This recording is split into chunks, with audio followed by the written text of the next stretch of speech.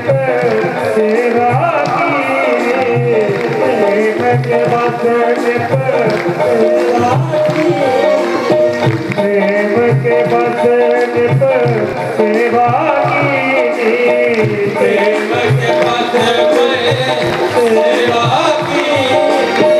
आप बने हरिनाई हो, आप बने हरिनाई, करते हो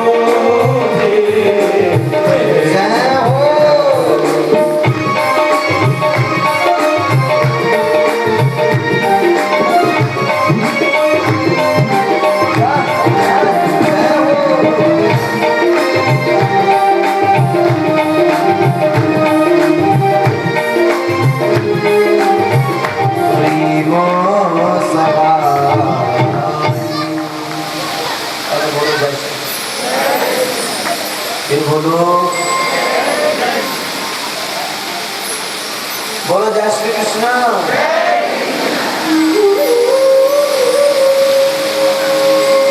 भाव काबू काबू में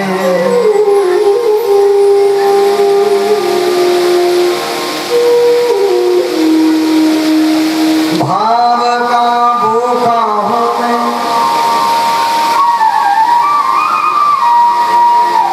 और बाब ही मेरा सार है, जो भाव से मुझको बजे सो उसका बेड़ा।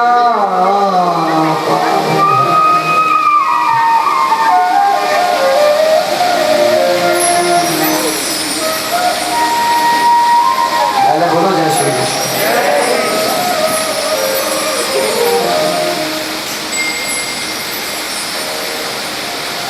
आदरणीय श्री सूर्य जी महाराज वर्णन करते हैं कि ऋषियों, सबसे उत्तम चीज है भाव।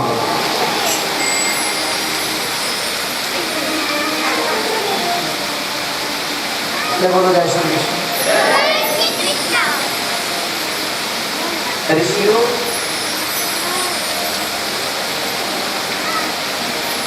भगवान को समर्पण भाव देना होगा।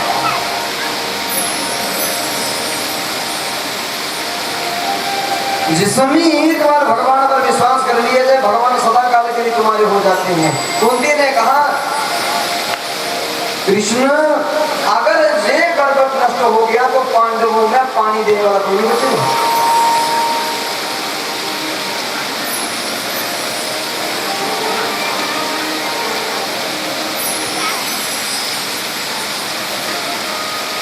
तो पानी भी देने वाला नहीं बचेगा। भगवान ने कहा, भुआ मैं वचन देता हूँ, मैं गर्भ की रक्षा करूंगा। गर्भ होता नर्क और मैं नर्क जाने के लिए तैयार। जिस समय बालक का जन्म हुआ, ऐसा विचित्र बालक हुआ, जन्म लेते पालकी मार गया और रोता भी नहीं। दुनिया प्रतीक्षा कर रही है कि बालक जिंदा होगा कि मरा? भगवान ने रक्षा की। भगवान को पता चला कि उत्तरा के गर्भ में बालक हो गया, भगवान धोती गढ़वा लोटी इत्यादि फल फूल आभूषण लेकर आए और अगर उत्तरा को भेंट दी। जैसे ही बालक को हाथ लगाया मुस्कुराया, बोले यही तो है जो मेरे को गर्भ में खुश करता था, हंसाता था। वीर्यसी ने इसलिए उसका नाम प्रक्षित रखा। दुनिया ने प्रतीक्षा की, भगवान ने रक्षा की। प्रतीक्षा रक्षा दोनों शब्दों का मिलकर कर नाम प्रक्षित बन जाता है।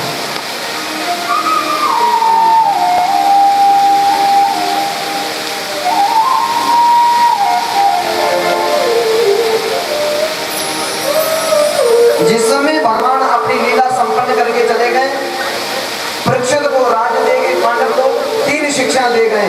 शरण में आए शत्रु को माफ कर देना, धन का 10वां हिस्सा दान कर देना, धर्म की रक्षा के लिए अगर मरना पड़े तो मर जाना, धर्म की रक्षा के लिए अगर मरना पड़े तो मर जाना, परंतु धर्म रक्षा करना।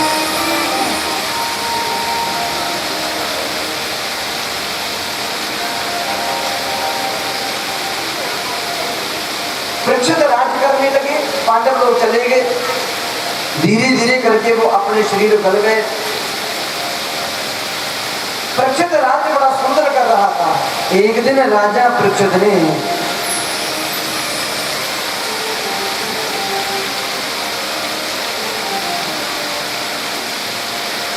कहा कि मैं खजाना देखना चाहता हूं।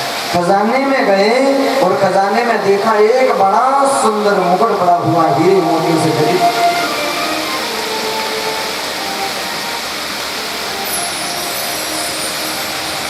हीरे मोतियों से जटिल वो मुकुट जब देखा, बड़ा सुंदर मुकुट लगा।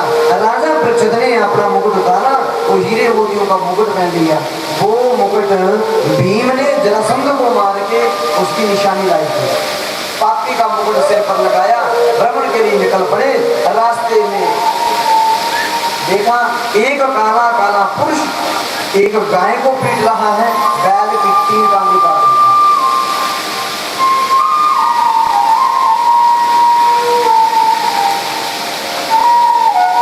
राजा परीक्षित ने देखा मेरे राज्य में काम, दौड़ कर गए, काला काला पुरुष को मारने लगे। काला काला पुरुष अंतर्ध्यान हो गया।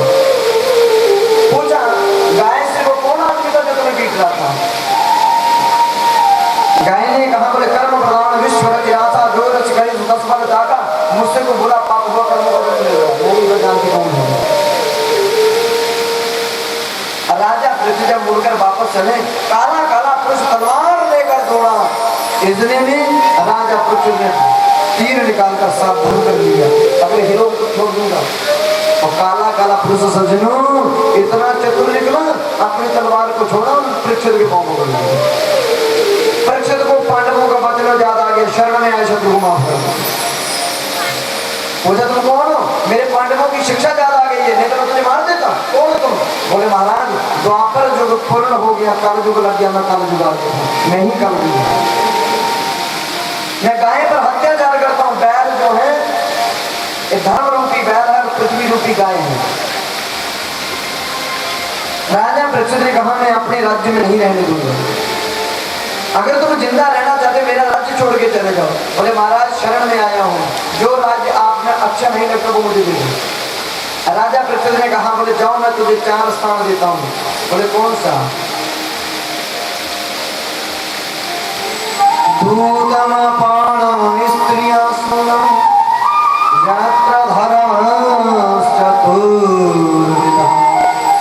जिस घर में स्त्री का अपमान होगा वहां तेरा वास रहेगा, जिसमें शराब पिएंगे उसमें तेरा वास रहेगा, जहां पर जुए का धन आवे वहां तेरा वास रहेगा, जिस घर में मांस मदरा चलेगा वो तेरे उत्तर में तेरा वास बना रहेगा। कलजुग ने कहा कि चारों स्थान गंदे हैं, तो एक स्थान अच्छा दे दो। राजा परीक्षित को ना जाने क्या हुआ, बोले जाओ तुम्हारा सोने में भी वास रहेगा। सोने में वास कहते हैं राजा परीक्षित के सिर पर सोने का मुकुट लगा, छलांग लगाई और मुकुट लगा दिया। सज्जनों जिसकी बुद्धि ही भ्रष्ट हो जाए वो कहाँ चलेगा? ड्राइवर खराब हो जाए तो गाड़ी कैसे चलेगी? बुद्धि पर काली रुपया फेंका। इधर से ऋषियों ने कहा बोले महाराज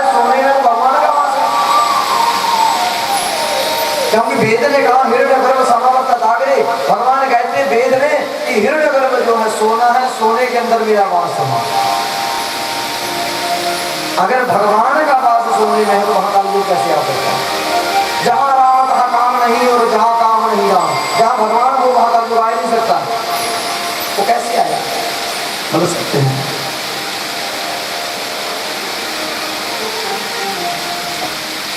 सच बात है, जिस समय पूजन होता है तो विद्वान कहते हैं सोने की मूर्ति बनाओ, क्योंकि उसमें विष्णु का वास होता है।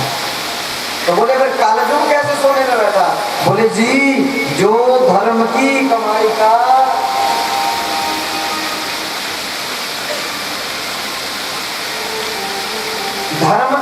का सोना खरीदा जाए,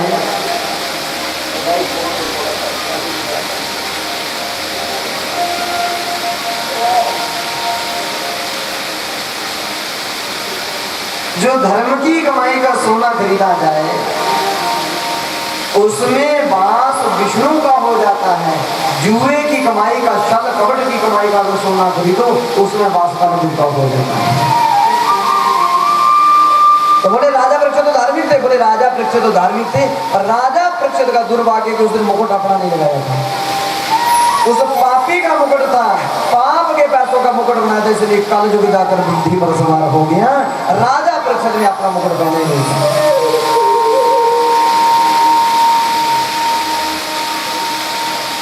बोलो ना जय श्री कृष्ण।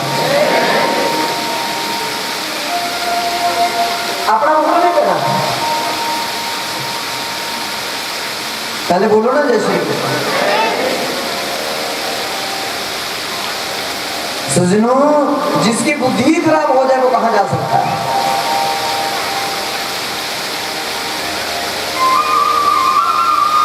राजा परीक्षित भ्रमण करते हुए आगे निकले, प्यास लगी, शमीक ऋषि में आश्रम में चले गए।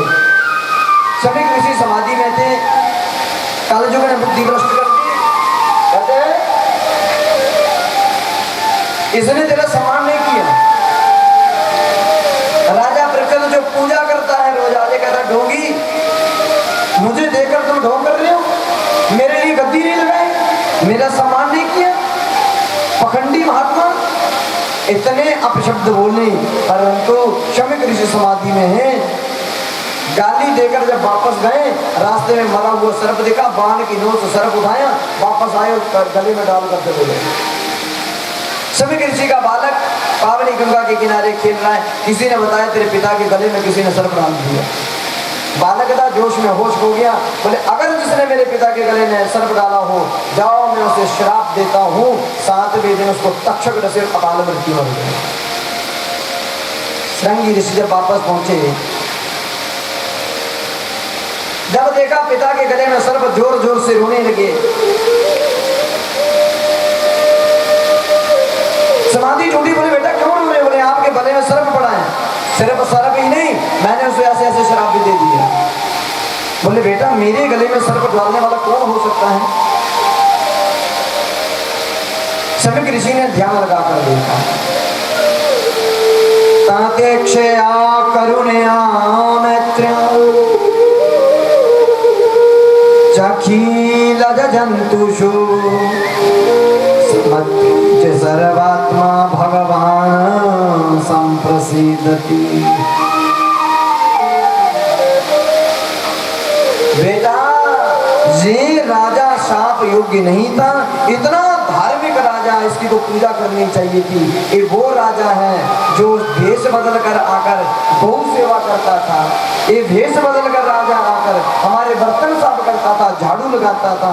इस राजा शाप योग्य नहीं था। बेटा हम लोग संत होते हैं, हम करुणावान होते हैं, हमें इतनी जल्दी क्रोध नहीं करना चाहिए। परंतु क्या करें, बात जवान से, तीर कमान से, गोली बंदूक से निकली हुई वापस नहीं आती। शिष्यों को बुलाया, बोले जाओ राजा परीक्षित को छाप लग चुका, कोई उपाय करना। गोरमुख नाम के शिष्य ने जाकर राजा परीक्षित को कहा कि राजा शाप लग चुका तुम्हें। राजा ने अपना मुकुट उतार दिया है, राजा रो रहे हैं कि मैंने ऋषि के गले में क्यों सर्प डाला, मेरी बुद्धि को क्या हो गया था, हे परमात्मा मुझे दंड मिलना चाहिए, मुझे दंड मिलना चाहिए।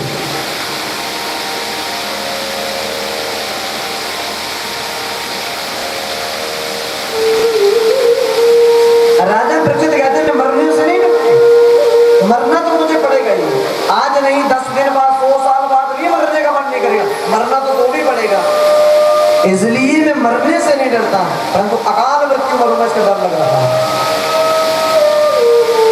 अकाल मृत्यु मरूंगा, मेरी गति नहीं हो।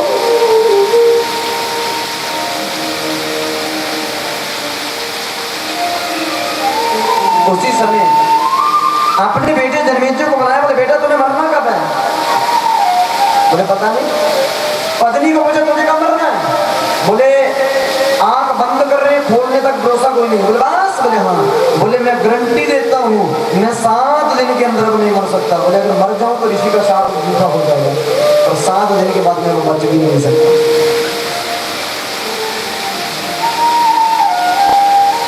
उसी समय सारा राजपाट सौंप के जन्मेजय को घर से निकल गए। एक लुटिया लेकर निकले कि प्यास लगेगी पानी कैसे पीना, मोक्ष के लिए निकले। और आप लोग भी जब हरिद्वार के लिए मोक्ष लेने निकलते हो तो मुझे लगता है कि आपका अपना वजन इतना नहीं होता जितना ब्रीफ केस का होता है। क्या डाल रखा है? मोक्ष लेने जा रहे हैं, कुछ नहीं, एक सूट गंगा स्नान करने के लिए रखा है, एक सोने के लिए रखा है, एक सफर के लिए रखा है, एक बढ़िया वाली साड़ी रखी है शॉपिंग करने के लिए, गए हैं मोक्ष लेने। इतना बड़ा सम्राट राजा जब घर से निकला, एक गड़वा लेकर नहीं निकला, खाली हाथ निकला है।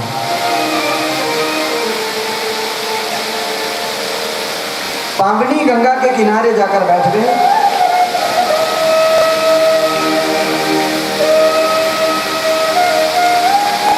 हजारों ऋषि पहुंचे, राजन तुम्हें शाप कैसे लग गया?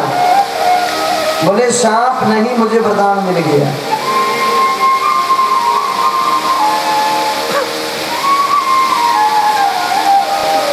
गिरजा संत समागम,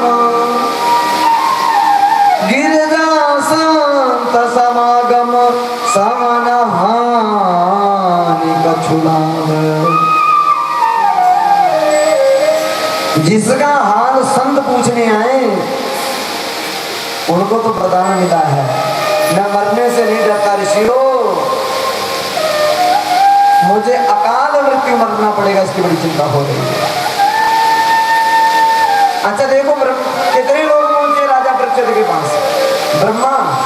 ब्रह्मा जी के पुत्र शक्ति, शक्ति के पुत्र पाराशर, पाराशर के पुत्र वेद व्यास, सब राजा परीक्षित के पास पूछे कैसे शाप लग गया, कैसे शाप लग गया, क्या हो गया, क्या गलती हो गई?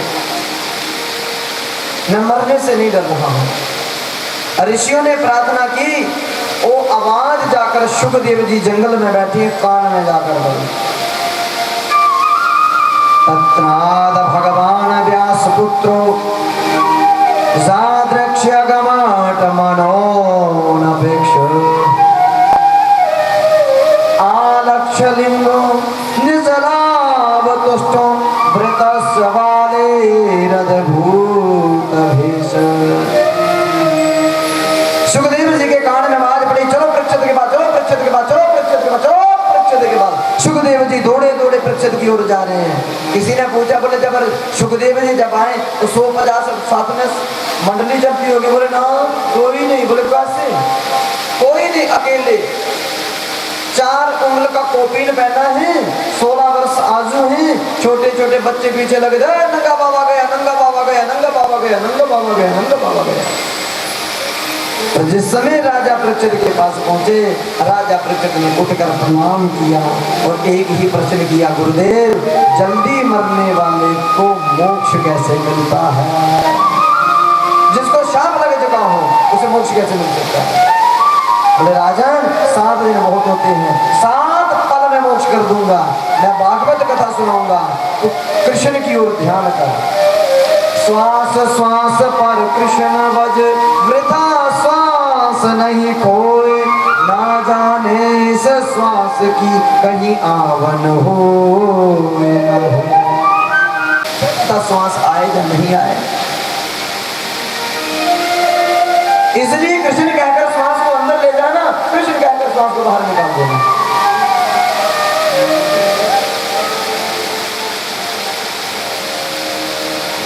बोलो ना जय श्री कृष्ण। राजा परीक्षित ने सुखदेव जी को उच्च सिंहासन पर बिठाया, नीचे बैठ गए। अच्छा एक बात और है, ये भागवत कथा 7 ही दिन होती है, 8 दिन नहीं। कारण बोले सज्जनों 7 दिन इसलिए होती है कि दिन ही 7 होते हैं, 8वां दिन ही नहीं होता। आप सोमवार से शुरू हो जाइए, एतवार तक 7, फिर सोमवार शुरू हो जाएगा।